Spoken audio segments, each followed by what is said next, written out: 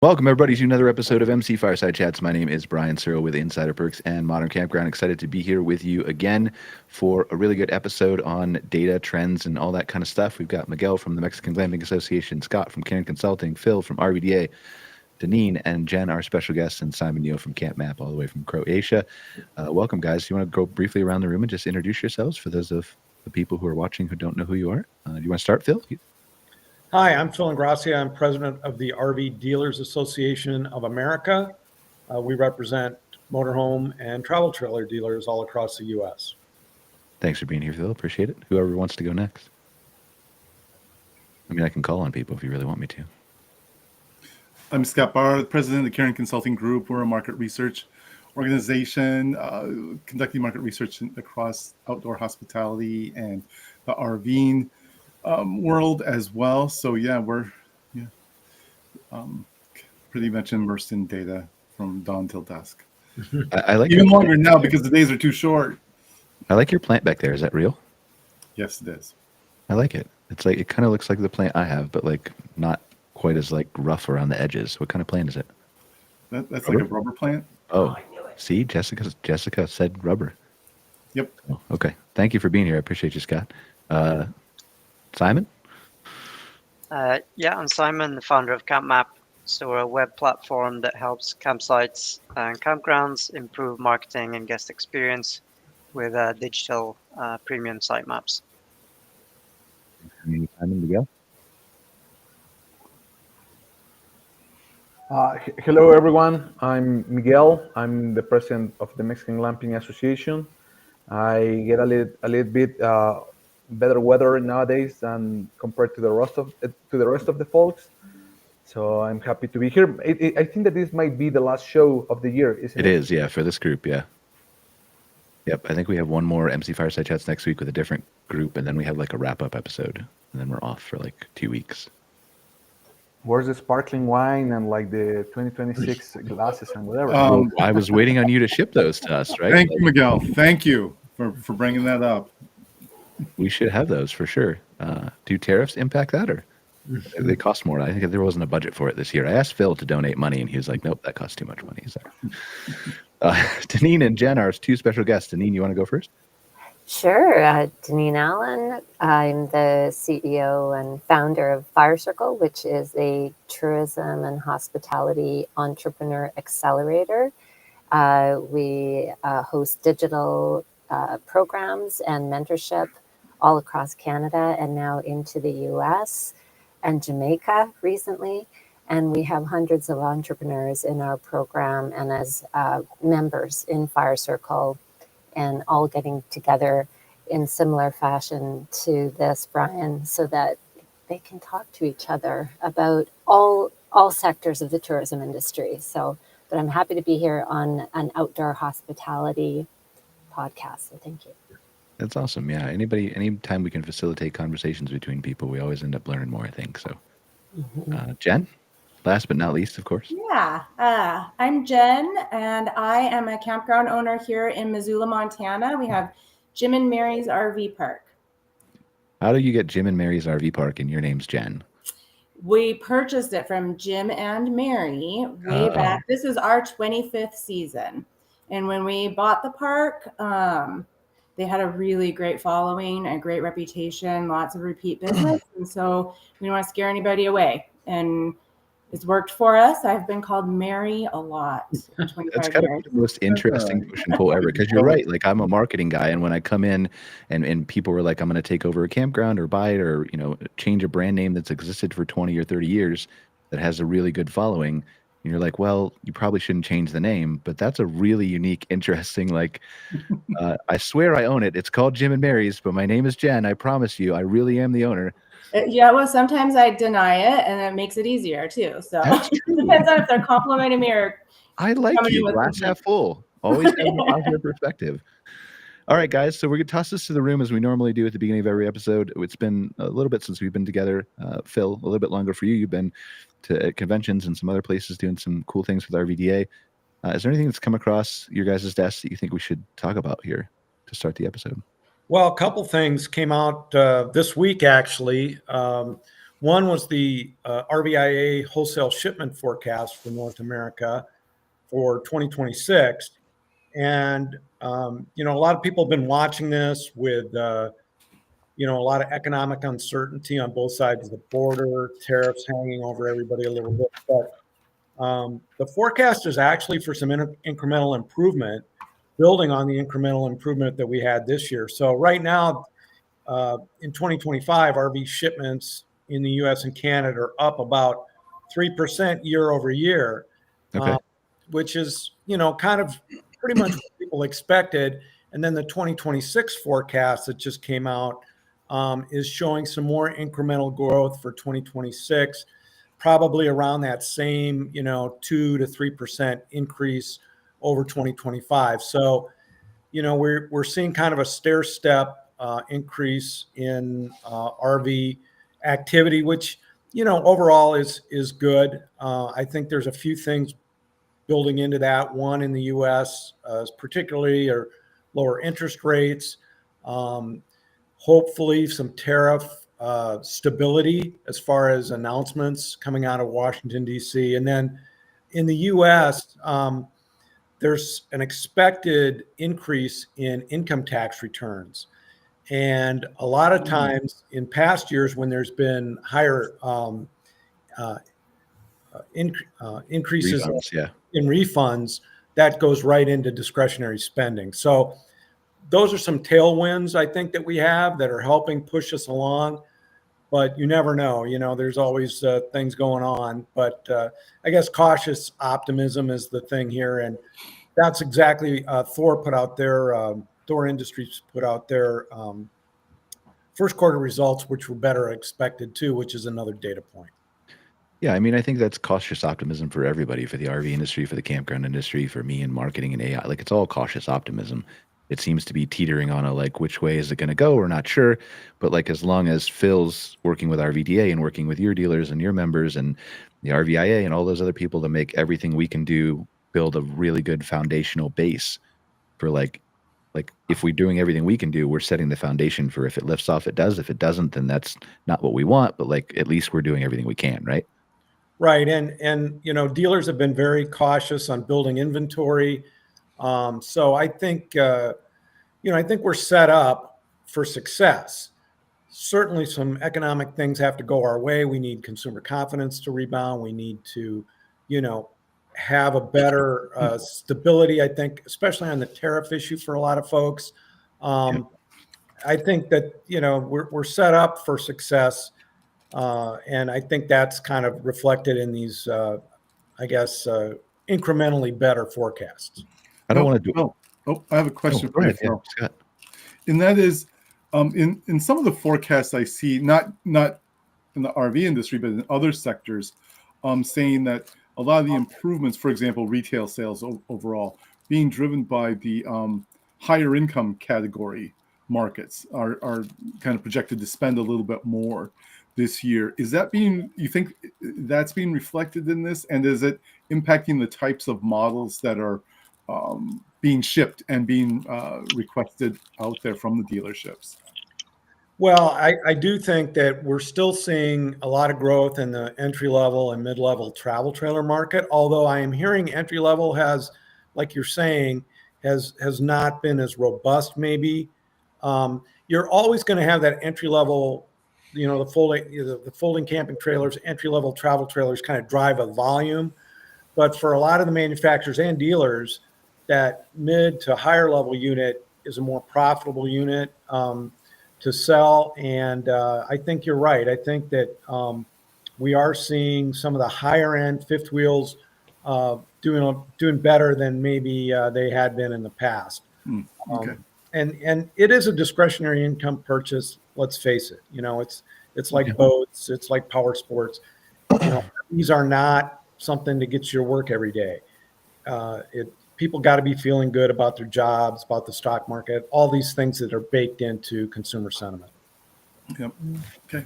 For sure. Yeah, Anybody else? Phil, could I ask Phil a question? Phil, I wondered in Canada when the numbers came off after COVID, I wondered if there was any concerted effort happening up here with new Canadians and educating them on the RV industry and the opportunity for camping and teaching them how to camp using an RV or trailer, any version of an RV. How does that happen down in the U.S.? Like, is any of the lift coming from immigration, from new Americans, or how would you describe the sort of the bulk of the market? Well, there's been quite a few studies done about pandemic buyers. And one of the big concerns that the industry had during that bump, both on both sides of the border, was, are we going to be able to retain those people? Are they going to go on cruises? Are they going to go find something else to do with their discretionary purchases? And we've done some studies, and remarkably, and maybe not remarkably, but between 60 and 70%, depending on the product type, of those pandemic buyers are going to buy again, or at least are telling people that they're considering buying again, which is pretty good. So we're holding on to those folks, which I think is great. The new market entrants are coming from a lot of different sources, and certainly Scott's well-versed in that because of all these different types of people that are camping, so to speak, whether they're glamping, whether they're in more rustic areas or overlanders. There's just so many different types of people who may not even consider themselves RVers that are using the product now, which is good news again for the industry. Is there any data like in that RVDA or RVIA collects about what people are planning to use the RVs for, like long-term transient BLM land, private campgrounds? Like, is there any data that's collected about that? Scott's probably got some data on that. Yeah, we do. Yeah, we do. RVIA does collect that information quarterly. Do you have any sense of, like, because I'm just asking, maybe I'm putting words into Jen's mouth, or, like Miguel's mouth in Mexico, and because obviously there's RVs down there, but my mouth too for everybody. Like what can we expect in 2026 from these new sales is where maybe I'm asking. You're going to see a little bit of movement, it looks like, toward the less expensive forms of RVing. The staying in, a little bit more boondocking, a little bit more, BLM land. Overlanding is a growing sector. We're seeing that pop up a lot more as well. But people are using their RVs, and it seems that it is growing a little bit too for using RVs for like events.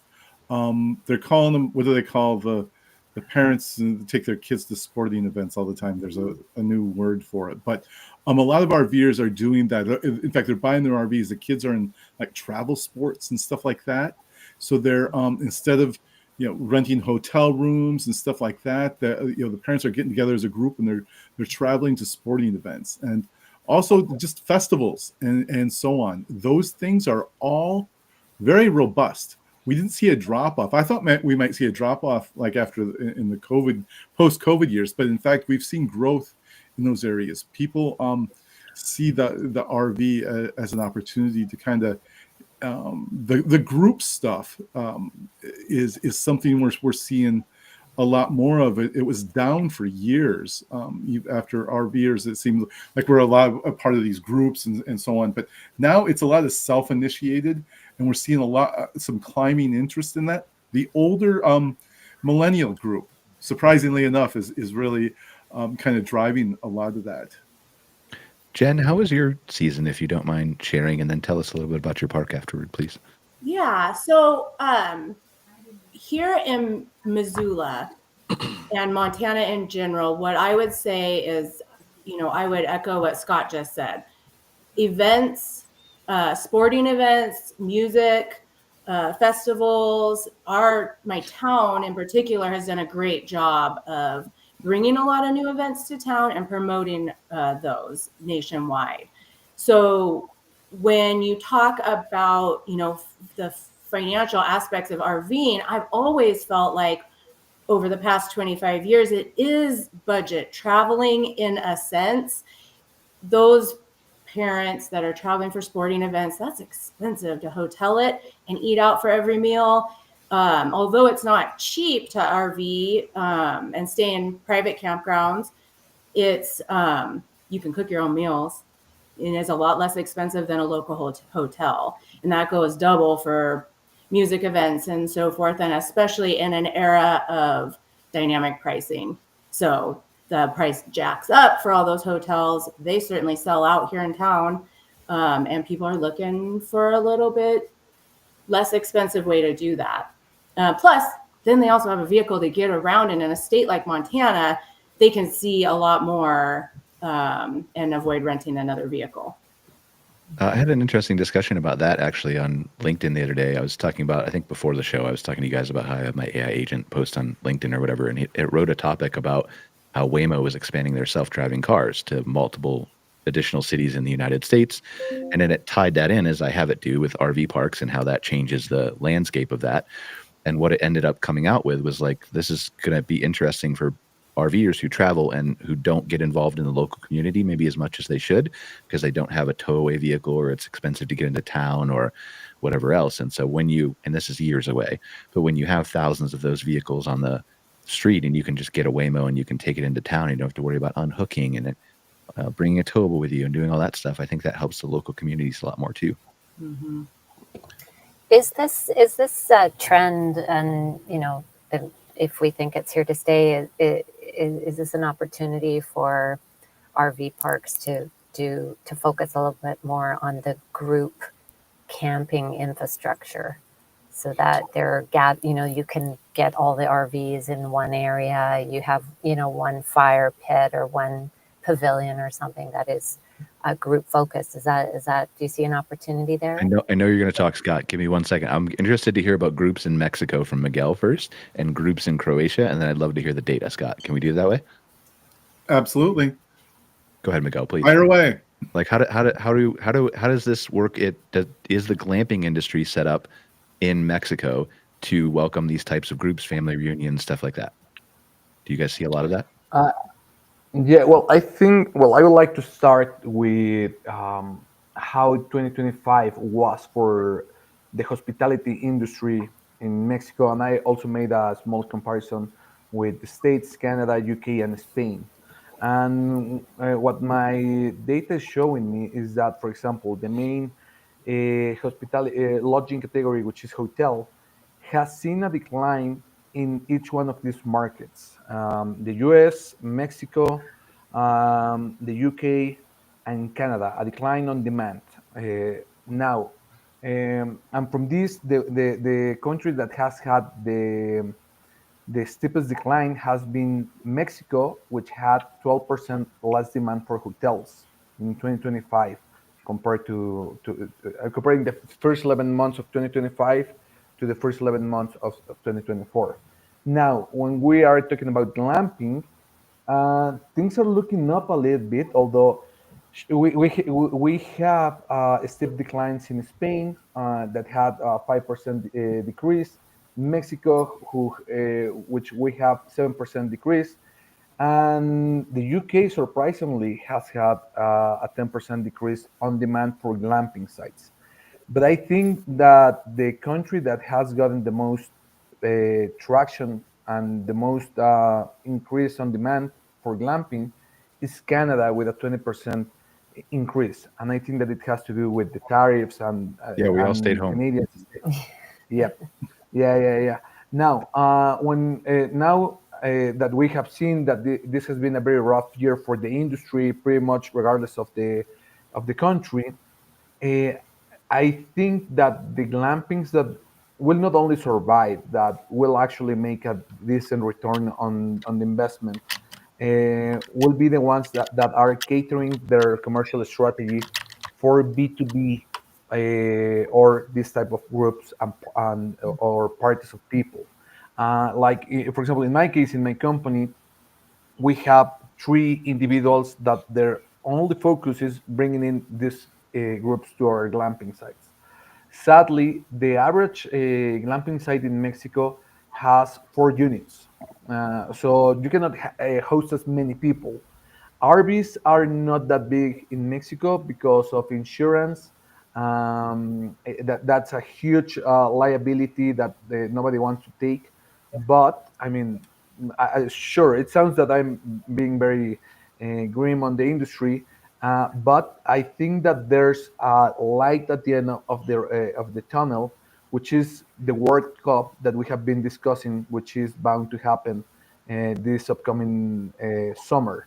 So a lot of and why I'm bringing this to the table pretty much for the last 3 or 4 shows, is because a lot of Americans, they don't realize how big this is. So this Friday, December 5th, we're gonna have like this raffle, or where everybody will know which teams are coming to what countries and cities. And I'm pretty sure that a lot of RV operators and owners, they will find a very nice area of opportunity, where if the rates are lower, I can buy like a low entry or basic model, as Scott was saying, and put it to work for me as a Airbnb, using this event that drives a lot of demand. So that's something interesting. Of course, glampings are important. The issue will be, I foresee that a lot of glamping sites, pretty much all over the world, as the industry is maturing, we're going to see a lot of them closing their doors. So only the ones that have designed their property and their commercial efforts to bring in groups will survive in this very tough environment. Or that they focus on the guest experience, right? Like I ask you about groups, so that's fair. But like, or just something to differentiate themselves between being just another property with 4 more tents, right? Is that fair? Yeah, but to me, and I mentioned this I think that in my last participation, the guest experience. If you take a look on the 5 piece of marketing: people, price, promotion, place, and I'm missing out one. Um, and product, sorry. uh, the product, it's very interesting, but if you don't have the right promotion in place, it will be hard for people to know. And a lot of the newcomers to the industry are focusing too much on the guest experience, like, okay, that they greet them well when they arrive to the location, that they, I know, that they have a, like, somebody taking care of them during this they stay. But sadly, to me, that only, since most of the sales are done over the internet, uh, this guest experience to me goes in the people category that sadly you won't get to experience until you are in the location. The closest will be the ratings on platforms like Google Maps or TripAdvisor or Airbnb, Booking.com, whatever. That helps a lot. But I think that in this survival economy, a lot of people, they need to open their properties and their capabilities to new revenue streams and to these events that are coming to certain locations. So it's quite challenging, I will say. Yeah, you're not wrong. Like, I mean, Scott and I spend a lot of time on, like, we're going to talk on Outwired later about guest experience, and we try to drill that home because we see that there's a little bit of a lack of it in the United States specifically, which is where we're most familiar with. But you're not wrong. Like, it can't just be guest experience. It has to be guest experience combined with telling the story, combined with showing people how it is before the promotion. And then also, of course, price comes into account, right? I think price is going to be the thing that's going to hurt a lot of people in 2026. But then if you get price out of the way, and you still have, as we talked about, this K-shaped economy where the top 10% are spending 50% of the consumer discretionary spending in the United States, those people, after you discount price, are still willing to maybe take a vacation instead of 2. But then where they're going to go, I think, is dictated by the guest experience. I think maybe a little bit about price, but guest experience with price, whereas the lower income would be just price, right? Is that fair, or am I off base? Are we including product? Like, are we including the physical? We should include experience? everything, I think, in this discussion, right? Yeah, when you say guest experience, to me, it's also, and this is where, in Canada, we're very uncompetitive. vis-a-vis the rest of the world on physical presentation, like the actual merchandising, the caliber of the physical plant. It's really, when you get out into rural and remote, it sort of goes off a cliff, except for a handful of properties, outdoor hospitality properties in Canada. So, when I was wondering, Miguel, if you were referencing the digital presentation, the digital storefront, and the importance of that when you're when you're online and you're trying to pick whether you're going to book an outdoor hospitality vacation or you're going to go to a fixed roof accommodation resort somewhere. We are competing with other sectors. The outdoor hospitality sector is competing with other lodging sectors. So to me, if your physical presentation, whether it's your digital storefront or the property itself, and the way that you present that is not competitive, you're already at a loss, right? You're already behind the eight ball when someone goes shopping when they do, as Brian says, have the discretionary income to make that purchase. Yeah, definitely. I mean, I think that that's part of it. But at the end, I also see that long gone are the days where you will like have a random Instagram profile, a random Facebook profile, have low quality pictures, and then that those will drive a lot of bookings to your Agree. property. Nowadays, you need to be on point. At the end, I really love what Scott and Phil were saying, that I think that the industry, and it's not only glamping, RVs, or even hotels, but the whole service industry, the ones that make it are the ones that show something that people they fall in love with. And sadly, a lot of the small operators, they think that I'm gonna jump into this trend called glamping, RV, whatever, and that will be more than enough. And actually, to me, what I've been telling people, I had this conversation yesterday with a person that wants to open a glamping site in Mexico, and I told them that you should take a look on what the big guys do, and not only in hospitality. Like, for example, Coca-Cola, a lot of the revenue goes towards promotion only, and a lot of hoteliers, glamping owners, RV operators, they don't even think about investing in different platforms or having nice pictures and whatever. So I think that I mean, right now in the next 6 months, I think that that's critical. But as the rates go lower, maybe that's where we will see another increase on the supply side of rooms, that being hotels, glampings, or RVs. But again, I think that this is a very serious business that we are, because a lot of people they think, okay, I'm just gonna spend whatever amount, and it's not that much. But I think that whatever amount that you are spending, most of the people that I've met, they're their life savings, and it's something that you don't want to mess with. That's fair. Simon, what do you think of this whole discussion? And as far as your experience in Europe, Croatia, because I was just over there at some of the conferences, but Yeah, just to drop a bit of a statistic in based on the RV sales. So I know Phil was talking about their results. So in Germany, which is a good reference for the whole of Europe, really, their RV sales, smaller RVs, were up 12.4% on last year, which is really good because they've struggled for quite a few years, actually. So this was a nice sign that things are kind of recovering and on a nice trend. Just to drop that in. Yeah, in terms of, the kind of market in Europe for outdoor hospitality, it's pretty mature, it's pretty evolved. They're pretty good at the guest experience.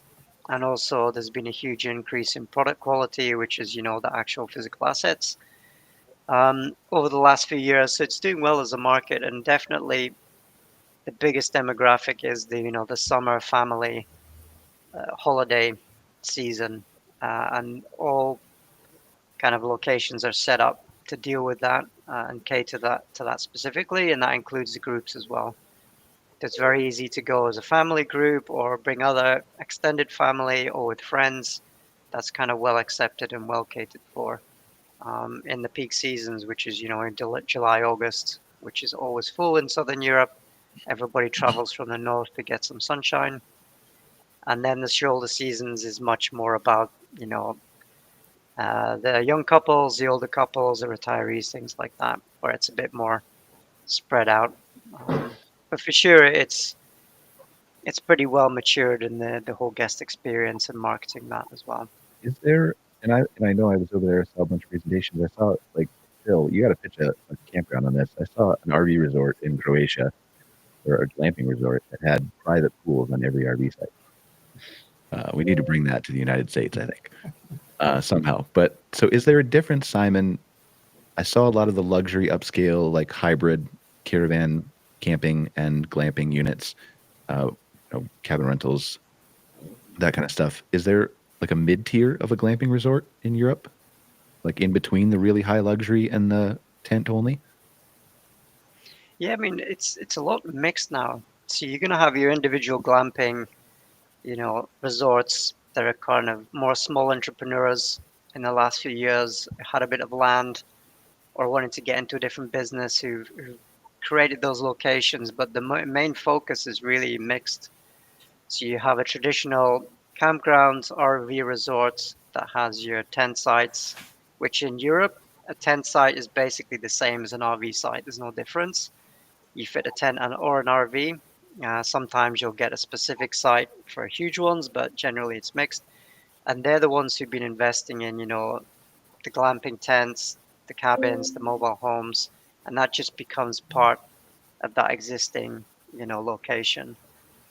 So that is been where the biggest investment and growth, and then you cater for everybody, right? So you have a big mix on the same campground, from the cheaper site locations to small RVs to big RVs to glamping to the kind of lower level cabins to the really super high level that have the pools and the sauna and all of this stuff in the same big campground. So there really is no, like, I think the UK is maybe an exception, but there really is no, in most of Europe, standalone glamping only, for the most part. I mean, I'm sure there are here and there, right? But it's definitely a lower percentage. It's much more about combined.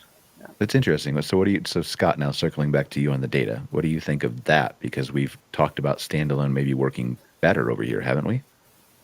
Yeah, actually we have. Yeah, the group stuff. I was originally just going to say whether it's a great opportunity, no matter how you slice it.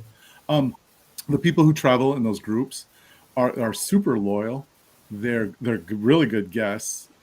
They spend a lot of money, and if they have a good experience, they'll be back. One of the reasons is that a lot of times they have a hard time finding people who can accommodate what they're looking for. And part of that is that mixed use that Simon and Brian were just kind of alluding to. Like, you have some people traveling in RVs, some people staying in tents, maybe some people want to run a cabin. That's a little more difficult because you can't just pick those up and move them. But the idea is that people travel and they have different preferences within that group. Not everyone will be in an RV. Not everyone will be in a tent. But if you can set up your campground so that you can bring those folks in, it's just a great opportunity. We've also heard from some campgrounds, and Jen probably knows about this too, who want to use the campground as a venue for a family reunion, even in weddings. Small wedding groups love to stay there, and so if you can accommodate those groups, it's again. But the mixed use stuff is important in being able to execute that effectively. But yeah, did I answer your question, Brian, or did I just ramble? No, I think that was a good answer to the group question for sure. Yeah, I mean, I think it's interesting to see how this evolves over time, right? As in all the countries that we've just mentioned, but how does that end up evolving? Is it the same? Like, because you tend to think like Europe is more ahead of us as far as glamping goes, and the guest experience is what my takeaway was from like a conference in like set in France. But does it evolve the same way in the United States, or does it evolve differently because we have more land? And then is there a place for more separate glamping resorts and hybrid resorts? And who are the people that go to each? And I think we're still too early to know that for sure.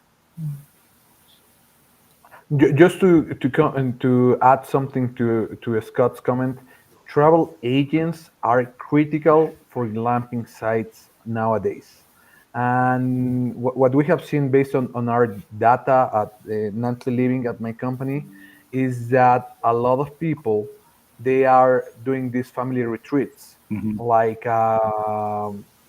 once in a lifetime gathering or the last rodeo. You never know, but like, and they're using the glamping sites as a venue for that, even more than weddings.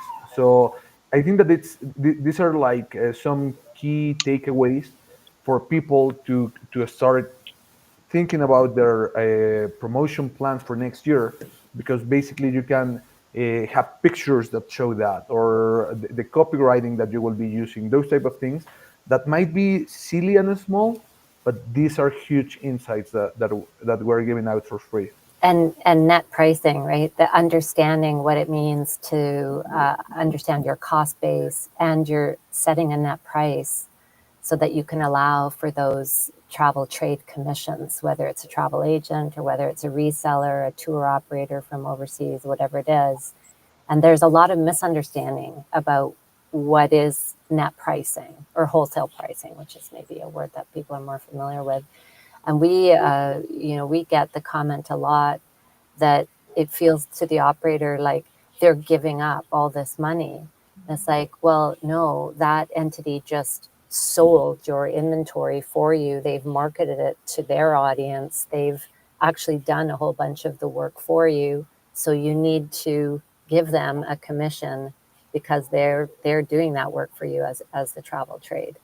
So it's sometimes hard to explain that to operators, that you have your retail price, which is what you're going to sell direct to consumer. And then you have your net pricing, which is what you would sell to a wholesaler, a travel agent, a reseller. Yeah, I mean, it's hard for a lot of small business owners, myself included, right? To there's so many hats that you have to wear throughout your business. And so sometimes it becomes hard to have the time to devote to get into the weeds of finances like you're talking about, right? I mean, we still have so many, I can't even count the number of parks that we have that after they printed 33% more money after COVID in the United States. So basically the inflation went up 33% in the last 4 or 5 years, have only raised their rates 2 to 3%, which means like you're 30% cheaper than you were 5 years ago. And you're like, but they don't think about that.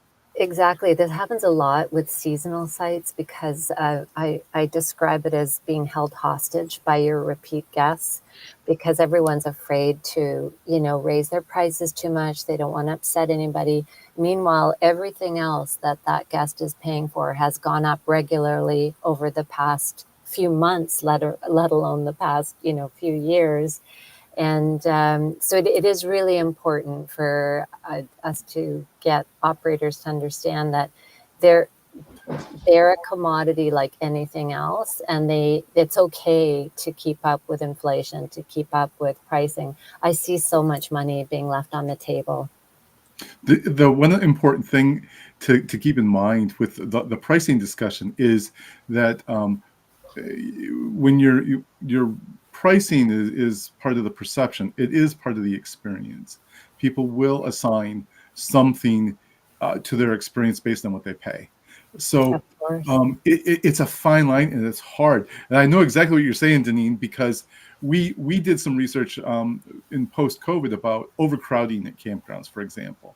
And everybody kept saying that there were no campsites available. But all the campground owners are saying, we have plenty of sites. And what it was is chatter. There was a lot of chatter out there that was creating this. We found that something like, over half the people who said that there was overcrowding had not even personally experienced it. And so it becomes, as prices of everything else increase, the perception comes into play where the person thinks that they're paying more. And this is where the communications come in. And this is where the experts, that I'm not one in this part, by the way, is how you communicate that value that you offer so that the person understands it. If you have a big jump in prices and someone's a regular guest, they're going to be like, whoa, what did you do? Put in a big spa here or something? You know, you're going to hear that kind of thing. So it's important to work with a professional who knows how to communicate and knows how to address this, because again, whatever the person pays, that's how they're going to perceive you. And increases, there's a perception that goes with it. Most people are pretty reasonable. We do price sensitivity research, by the way, and I've priced a lot of different things, but it's one of those things you got to kind of find that zone of tolerance, but understand that how they perceive you when they stay there, the price is going to come into the mix with all the experiences and everything they had. If it doesn't, you've done your job right.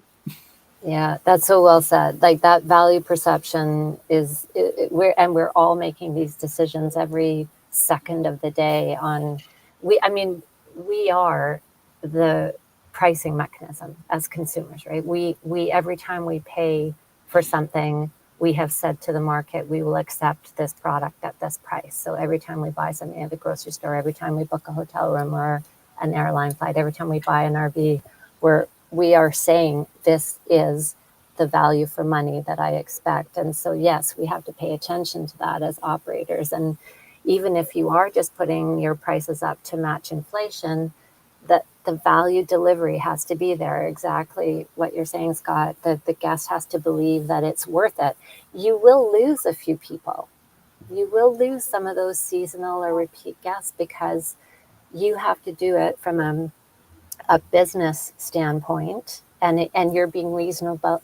You know you're being reasonable about it, and you know you're delivering value or the value that's reflected in your pricing, and you will still lose people because it's just I call it the highest price without going over, but for that guest it just went over, right?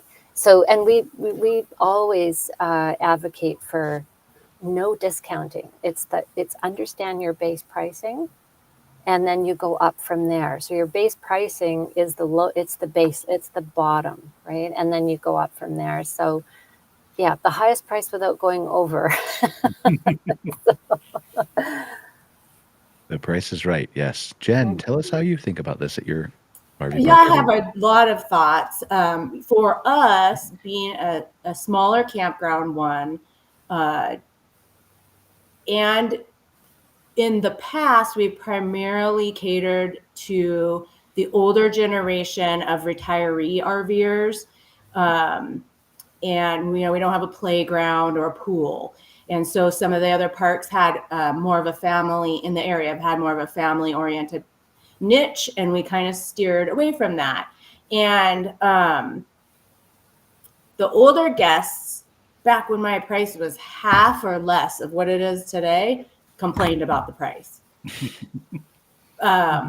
Would come in and sometimes say, you know the story, just kind of a snarky comment, oh, holy cow, that's so expensive.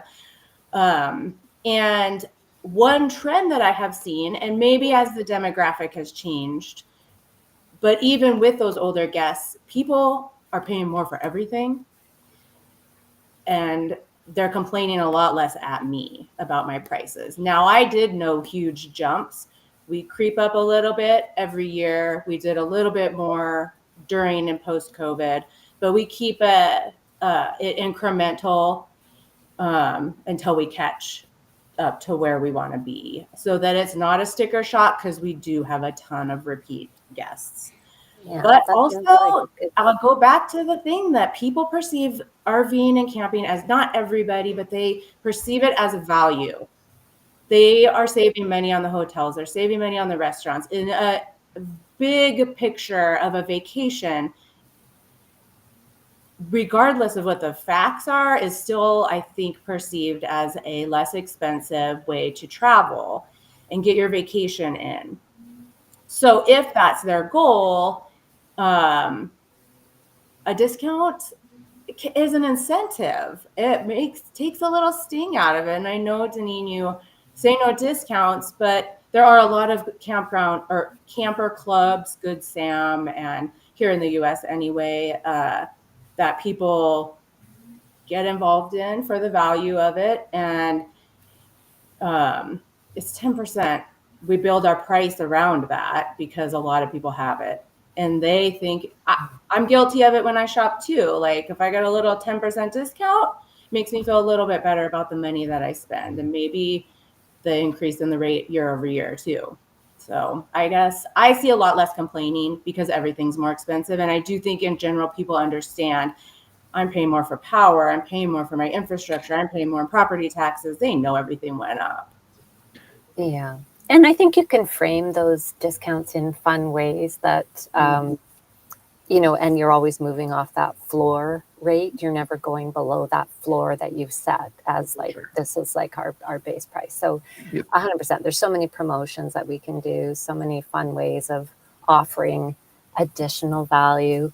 Sometimes it's giving something that doesn't cost you a lot to give to them instead of discounting the rate, right? So it might be something they get on arrival.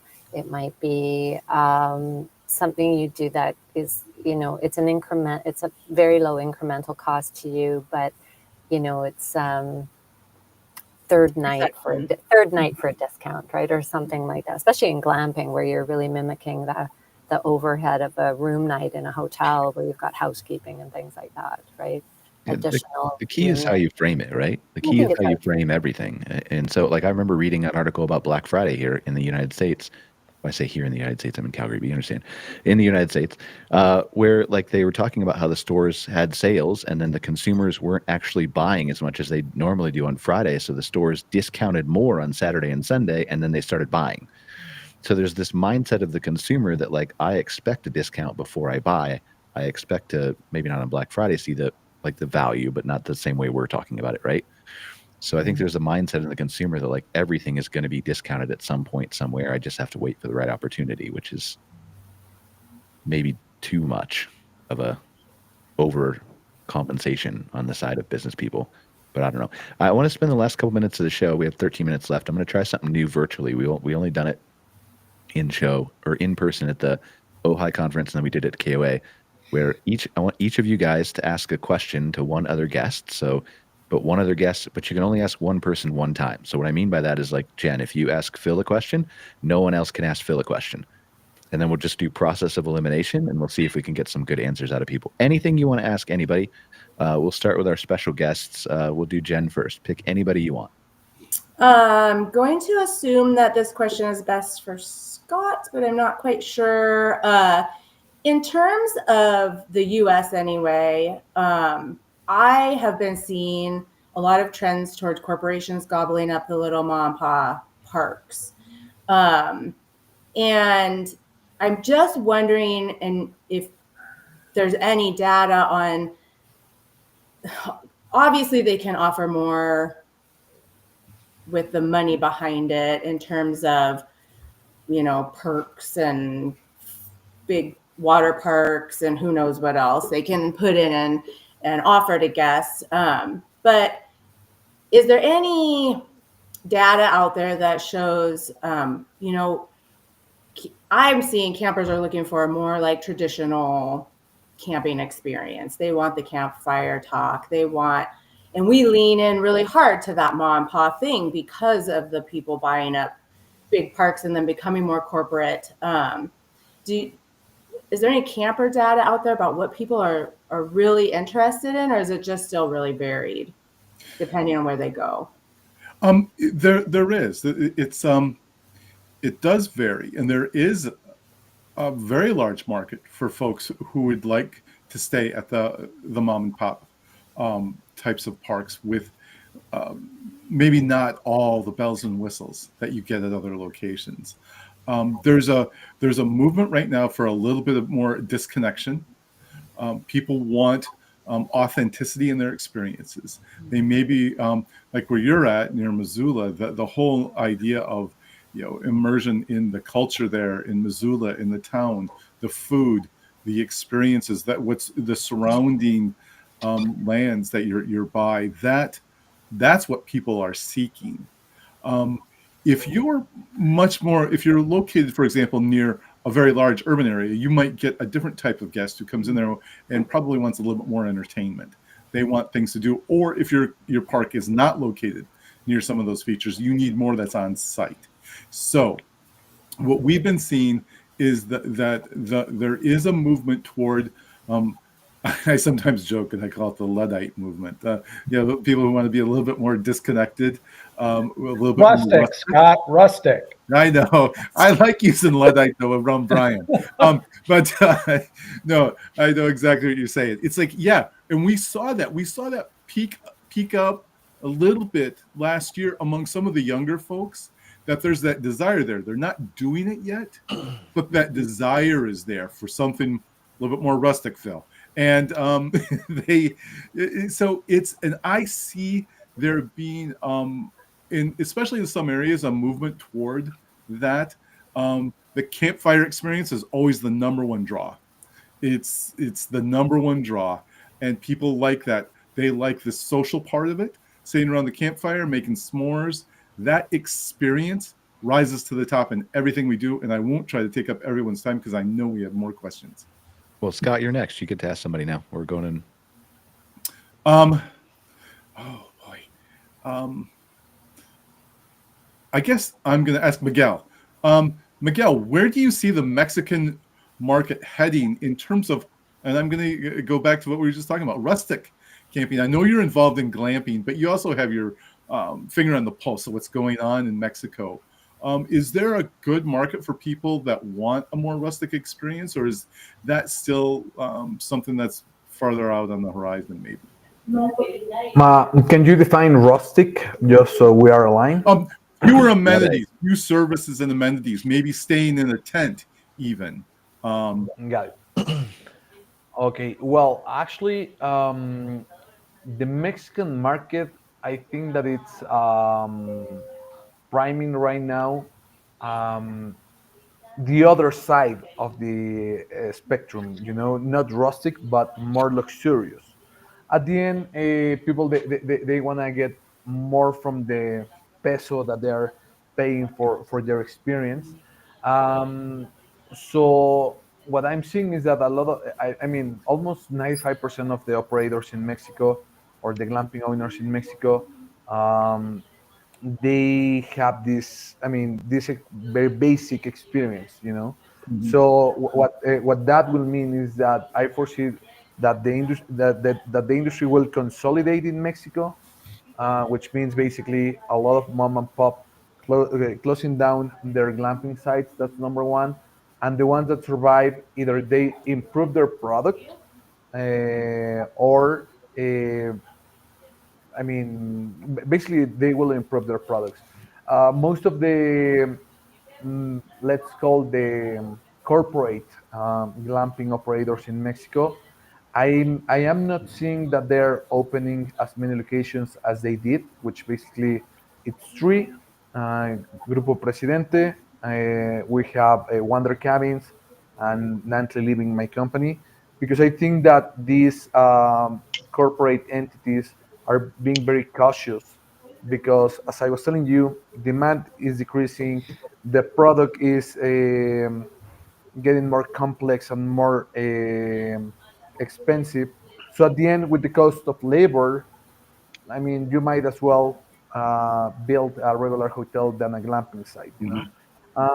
But I think that there are areas of opportunity that people, they can monetize, which is basically right next to natural parks. Our infrastructure has nothing to do what you guys have in the States, Canada, and Europe. So these natural parks at the end are driving a lot of visitors, and from that 100%, the top 10%, the top 5%, they will pay prime for those experiences. So I don't know if that answered the question. No, that's great. No, that helps. Your turn, Miguel. My turn. I'm gonna go with Simon, and I will ask him, what's his vision for 2026, especially that you have a SaaS platform that allows you to see different markets very very fast. Yeah, I mean we don't necessarily track that high level stuff in such a way. Um, but I think yeah, this 2025 was a very uncertain before the season, and it turned out to be kind of okay.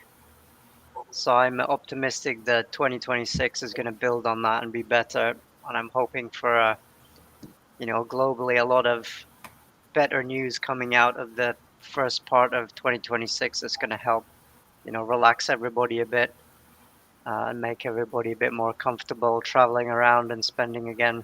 So that's kind of my hope and prediction. Your turn, Sam. Uh, okay, I'm going to jump on your idea, actually, Miguel, and throw something out there a bit.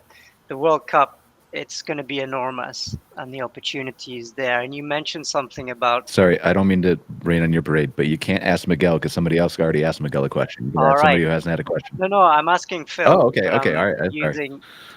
You mentioned the idea of campground owners getting hold of RVs and sticking them on sites and Airbnb-ing them. And I think that's amazing because you can basically very quickly change what you're selling to cater for that very short term but super intense market that's coming. So Phil, is there a way to kind of capitalize on that based on what you know on the RV industry in the US? Yeah, well, there's a lot of things going on next year, and I was just talking to one of our major rental companies about some of the what they call tailwinds that are really should boost the U.S. RV rental market next year.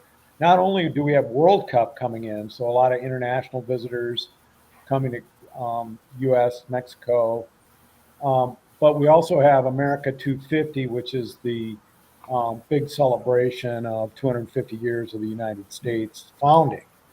So there's going to be events all over the country, and they are beefing up their rental operations as much as they can. Um, However, I will say over the last couple of years, um, they weren't buying as many for their fleets, but I do think they are planning for a big year of RV rentals, just with all these special events and just World Cup being one of them. I don't know, frankly, how much advanced planning is going on in the campground industry, and maybe Scott or Brian would have more information on that. But I'm not hearing a lot about that. But I do know that the RV rental companies are gearing up for some major events. It's on you, Phil. I would ask Jen a question. We've pumped a lot of first-time buyers during COVID into kind of the RV camping ecosystem. If you could give one or two pieces of advice to RV dealers who are and you see first-timers or inexperienced RVers come into your campground, how could the RV dealer prepare those folks a little bit better for their first or maybe their infrequent camping experience so that they enjoy the experience more? You know, I guess I would have to say setting them up with some tools for advanced planning. I think a lot of the bigger problems is people roll into town and there's no sites to be had because they haven't planned ahead. And those newbies maybe just don't know that they need to get on there and pre-book. Other than that, I'm the run through. We have a lot of big dealers in Montana, and the run through is down quick and dirty. They don't know what they're doing when they get here. But I always tell them your neighbors is your best resource because other RVers love to help you. So, I don't know that they could spend a little more time on the important things like dumping your sewer, plugging into power, where to find your breaker box. All right. Deneen is the last one, but Deneen, we've ran out of people for you to ask, so you can ask anybody then. You get a free for all. Oh, okay. Okay. I wanted to ask about RV resale and what So I know you may not have stats. Do you have stats for Canada as well, Phil? I do not have Canadian stats, and unfortunately, Eleonore Hamm, who's RVD of Canada, isn't with us. But I can talk generally about resale.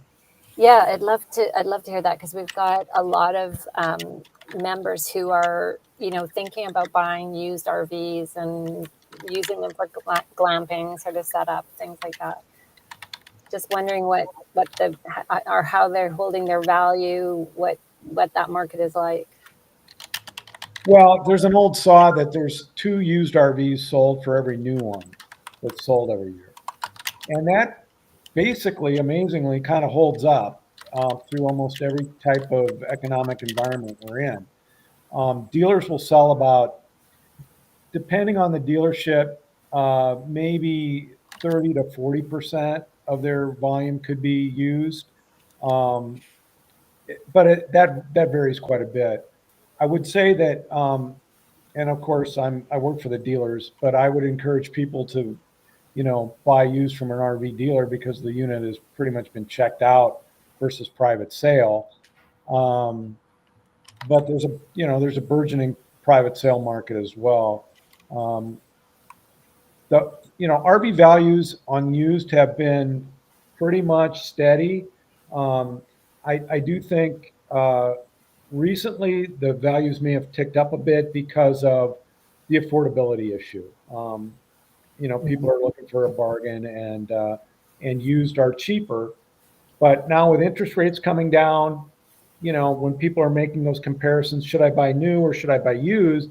And there's not that much difference in your monthly payment to that payment buyer between new and used. Right. It's an easy decision to make to go new for a lot of folks. Thank you.